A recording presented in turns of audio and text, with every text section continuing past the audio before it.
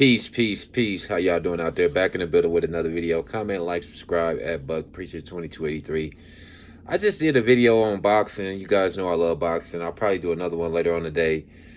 This video is going to be on something my significant other just informed me of, and that was how Gene Hackman and his wife passed in their home, and how it just came out that the home wasn't kept, that it looks like he wasn't fed because she passed away. And I hear Gene Hackman had 3 kids. This is why it's important you don't shut your family members out, man.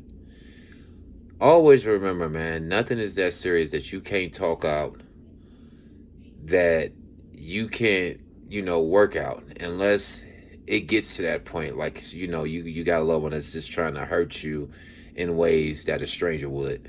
But I think it's important that people realize that the older you get, the more you return back to being a person who might need help, the weaker you're going to get. The body doesn't do nothing but reverse from being strong. So when I heard that, it was kind of really sad, because even though he's done all this wonderful acting, people are going to remember how you were found in this home with your wife under these crazy circumstances, because it does kind of taint your legacy, if you get what I'm saying. Like, you know what I mean? To be this huge actor and go out like that, it's just sad. You get what I'm saying? And what I notice about in America, man, is the family dynamic here has been sold out, so to speak. We used to kind of America used to thrive on the family unit. From me coming up in, you know what I mean? Y'all know I'm always tell you this. I'm an OG. I'm over 50. So I have seen the world change to whereas now you get to a point now to whereas the family unit is not what it used to be. People are estranged from the children. Children are estranged from their parents.